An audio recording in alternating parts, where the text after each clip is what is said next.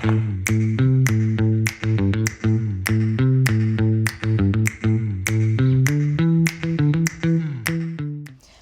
à toutes et à tous, merci au lycée Denis Diderot de Nairobi au Kenya de nous passer le relais et bienvenue au grand direct de l'AEFE dans le cadre de la semaine des lycées français du monde. Nous sommes en direct du lycée français du Koweït, je suis Serena, je suis accompagnée de Dalia et Saïf. Bonjour. Nous sommes très heureux de participer à ce grand direct organisé par l'AEFE. Un grand salut aux 53 autres établissements qui participent à ces 24 heures d'émissions en direct. C'est une belle initiative et une opportunité formidable pour notre club presse et pour le lycée tout entier. Cette année, la semaine des lycées français du monde a pour thème cultiver la créativité et la pensée critique à l'ère de l'intelligence artificielle. Un thème passionnant qui nous invite à réfléchir à la manière dont les outils numériques, et notamment l'IA, transforment notre façon d'apprendre, de créer, de débattre et de s'informer. Nous entamerons donc cette émission par l'actualité du Koweït en matière d'IA.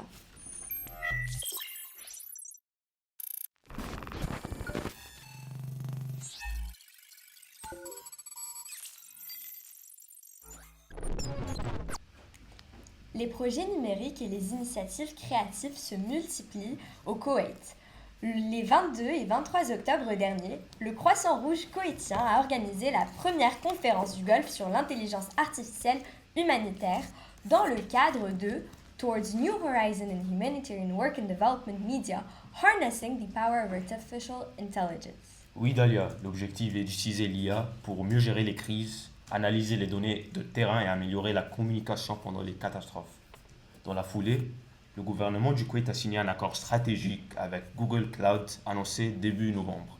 Effectivement, cet accord vise à moderniser l'infrastructure numérique du pays, création de centres de données, intégration de solutions d'intelligence artificielle dans les services publics et développement de plateformes locales d'innovation. Le ministre de Communication, Omar Al-Houmar, a parlé d'une étape clé vers une économie numérique souveraine. Et pour soutenir cette transition, un nouveau programme est né, Koweït Skills, lancé le 2 novembre dernier. Ce projet, mené avec Microsoft et la Central Agency for Information Technology, prévoit de former des milliers de fonctionnaires et techniciens à l'IA, au cloud et aux outils Copilot. Le but est clair, renforcer les compétences locales et préparer les main-d'œuvre à un futur dominé par l'intelligence artificielle. D'ailleurs, Serena, le 3 novembre s'est tenu à Koweït City le FinTech Summit d'Ooredoo consacré à la convergence entre finance, données et intelligence artificielle. L'événement a mis en avant des innovations dans la cybersécurité, les services bancaires intelligents et la gestion prédictive des données. Parmi les annonces majeures, un partenariat stratégique avec NVIDIA pour équiper un nouveau centre de données souverain en processeurs IA de dernière génération. Sur le plan international, l'actualité reste marquée par les tensions sur les marchés asiatiques en raison des craintes d'une bulle technologique liée à l'IA. Les investisseurs craignent une surévaluation des entreprises d'intelligence artificielle, ce qui pourrait ralentir les financements dans d'autres régions, y compris au Moyen-Orient. La prudence reste de mise. Merci Dalia, merci Saif. Passons maintenant au cœur du sujet. Comment l'intelligence artificielle stimule la créativité et l'esprit critique au Koweït.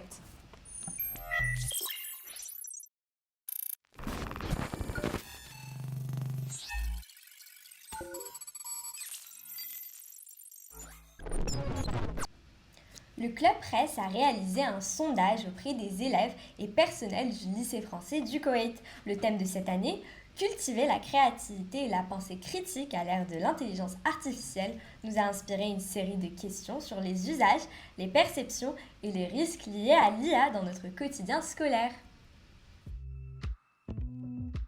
Utilises-tu l'intelligence artificielle pour tes études et ta vie quotidienne? Oui, je l'utilise dans ma vie quotidienne. Oui, moi aussi. Oui, parfois. Oui, chaque jour. Oui. Ouais. Oui. Oui. Oui. Oui, ça facilite les recherches. Moi-même, j'utilise l'intelligence artificielle pour gagner du temps, pour mes préparations, parce qu'aujourd'hui, le monde va plus vite et qu'on a besoin aussi d'outils qui nous permettent d'être productifs en fait. Comment emploies-tu l'IA pour étudier? Pour faire mes fiches de révision. Si j'utilise pour des projets. Pour la recherche et parfois l'organisation. Pour les devoirs et si j'ai des questions. Pour acquérir des informations. Pour réviser les éval. Quelle IA utilises-tu? ChatGPT et Gemini. Grok, Gemini, Mistral, Meta AI, ChatGPT. Gemini, Google Gemini, ChatGPT. Gemini et Grok. Et toi? Grok. ChatGPT et Gemini. Moi aussi. Quels sont les risques que tu vois à l'utilisation de l'IA pour tes études? Ça peut rendre les élèves plus fainéants. Ne pas pouvoir réfléchir de soi-même. La dépendance et parfois avoir des fausses informations. Un récent sondage montre que les réponses des IA sont moins fiables en 2025 qu'en 2023. Qu'en penses-tu? Je pense que c'est vrai. Je pense que c'est vrai. Très véridique. Il faut toujours vérifier l'information. C'est vrai. Je pense que c'est plus fiable maintenant. Penses-tu que l'IA limite notre pensée critique et créative? Oui. Oui. Ça dépend de l'utilisation. Si on est trop dépendant, encore une fois, ça va limiter. Non. Conserver une certaine forme de réflexion et de critique pour pouvoir en fait en tirer les points les plus bénéfiques. Je dirais non. Non, parce qu'au contraire, l'utilisation de l'IA développe une autre forme de création. Au contraire, l'IA pourrait nous aider si on manque de créativité, mais attention, il faut faire une utilisation intelligente de l'intelligence artificielle. Les résultats sont sans appel une très large majorité des élèves, en particulier ceux âgés entre 15 à 17 ans, qui utilisent l'IA pour leurs études. Alors ChatGPT est l'outil le plus cité, suivi par Gemini et Copilot. Les usages sont variés, résumé de cours, explication de notions, création de fiches de révision, génération de quiz et même aide à l'organisation personnelle. Effectivement, safe. Mais derrière cet enthousiasme, les élèves sont lucides. Beaucoup évoquent les risques d'une dépendance cognitive, d'une perte d'autonomie intellectuelle et d'une réduction de la créativité. Certains parlent même de cerveau lissé ou de réflexions affaiblies. L'IA est utile, oui, mais elle ne doit pas penser à notre place. À la question « l'IA limite-t-elle notre pensée critique et créative ?» la majorité répond oui. Les élèves reconnaissent que l'IA peut être un appui, mais insistent sur la nécessité de garder un regard critique, de vérifier les sources et de ne pas se laisser guider passivement. Autre point marquant, plusieurs sondés estiment que les réponses des IA sont moins fiables en 2025 qu'en 2023. En cause, un usage massif, une confiance parfois excessive et un manque de vérification personnelle. Nous sommes donc dans une génération connectée, curieuse, mais consciente des enjeux.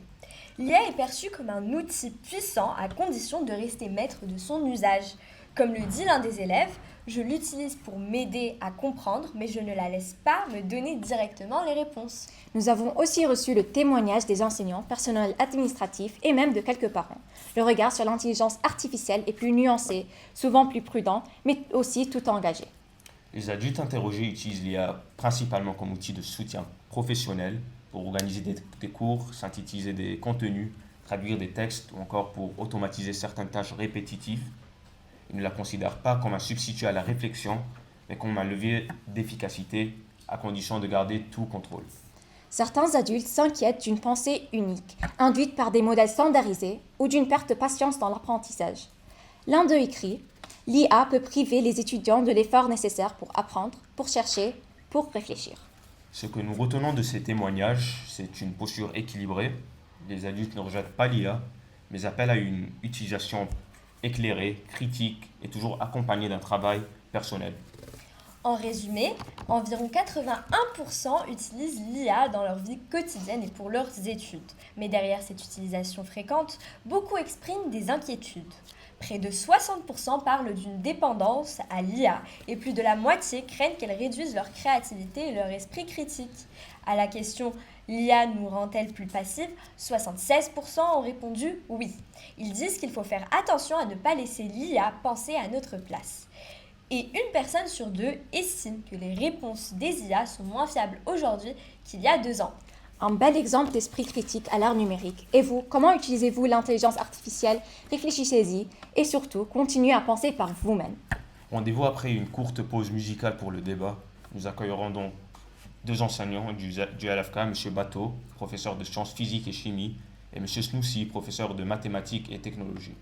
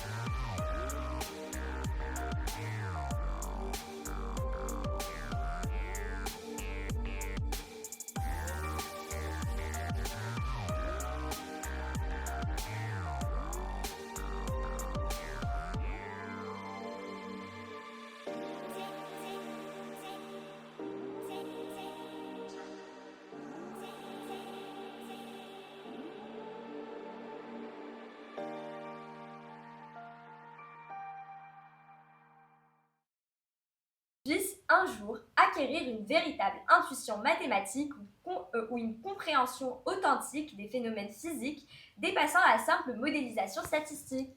Merci Dalia pour ta question. Alors on peut le penser. Le premier événement qui est apparu, c'est passé en mars 2016 à Séoul. Et pour la première fois, un grand maître de jeu de Go, Lee Sedol, a été battu par une intelligence artificielle, programme AlphaZero développé par Microsoft, il me semble. Et AlphaZero avait battu Lee Sedol au jeu de Go. Alors, c'est un événement dans le milieu de l'intelligence artificielle, c'est resté comme une date importante, parce que c'est le dernier jeu de stratégie où l'intelligence artificielle a battu les êtres humains. Le Morpion a été battu dans les années 80, je pense au film Wargame pour les gens de ma génération. Le jeu de dames a été battu par une intelligence artificielle par la suite, et puis on se souvient tous en 1996 de Deep Blue qui a battu Garry Kasparov aux échecs. Et le jeu de Go, pour l'instant, jusqu'à 2016, il tenait, les êtres humains battaient les intelligences artificielles. Alors on va faire un petit peu de mathématiques, si tout le monde est d'accord. Quand on a un jeu d'échecs, on peut supposer en moyenne, au premier coup, 20 coups possibles. Si on tient compte de la réponse de l'adversaire, ça fait 400 coups. Et sur une vingtaine ou une trentaine de rotations, un ordinateur peut tenir compte et calculer, en calcul brut, c'est ce qu'avait fait Deep Blue en 1997 face à Garry Kasparov. Sur un jeu d'échecs, un ordinateur peut calculer toutes les probabilités et choisir le meilleur coup. Sur un jeu de Go, c'est pas possible. Il y a 19 lignes sur une table de Go, ça s'appelle un Goban. Premier coup, 361 possibilités, deuxième coup 360, si on tient compte de la réponse de l'adversaire, ce qui fait 130 000 possibilités sur la première rotation. En résumé, vous prenez tous les ordinateurs du monde, même les ordinateurs quantiques, vous les mettez en connexion, ils ne pourront jamais analyser tous les coups possibles dans un jeu de Go. Et en mars 2016, AlphaGo, le 37e coup de la deuxième partie, je dis ça de mémoire, AlphaGo a joué un coup tout à fait inhabituel. Ce programme avait été... il l'avait appris par un apprentissage supervisé, ça c'est dans le milieu de l'intelligence artificielle, en copiant tout ce que se faisait par les êtres humains, et il avait joué pour la première fois un coup qu'un être humain n'aurait jamais joué. C'est, paraît-il, la première fois qu'une créativité a eu lieu dans le cadre d'une intelligence artificielle. Alors, si je peux me permettre encore quelques secondes, en mars 2023, Kylian Pellerin, un joueur américain, a rebattu ce programme d'intelligence artificielle. Comment? En jouant un coup de débutant qui a déstabilisé l'intelligence et il l'aurait perdu. Voilà ce qu'on peut dire, Dalia, pour ta question très pertinente. Merci beaucoup. Monsieur Snoussi, dans 10 ou 15 ans, si l'IA peut personnaliser l'apprentissage pour chaque élève de manière optimale, quel sera le rôle principal de l'enseignant et spécifiquement dans votre discipline, donc les mathématiques et la technologie? Quel avenir pour l'éducation? Merci pour cette question, merci Manu, merci à vous tous.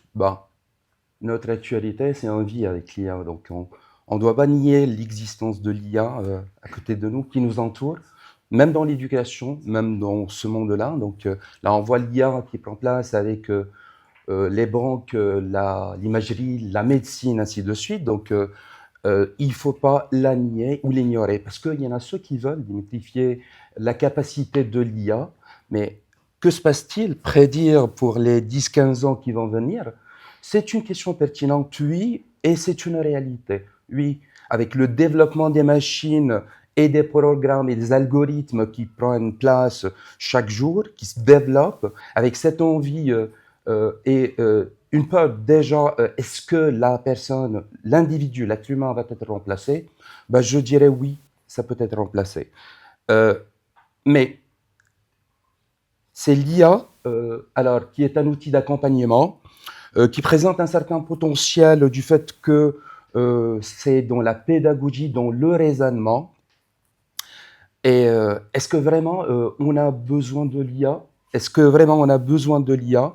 Oui, l'IA générative qui se résume donc là où la création de ChatGPT, qui est depuis 2022 là un outil essentiel utilisé par les élèves.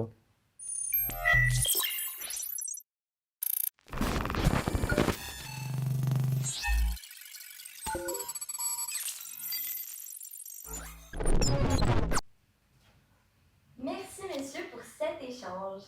Il y a quelques semaines, le Club Presse a eu l'honneur de recevoir Dr Laurent Alexandre, chirurgien, entrepreneur et essayiste connu pour ses prises de position sur l'intelligence artificielle et l'avenir de l'éducation.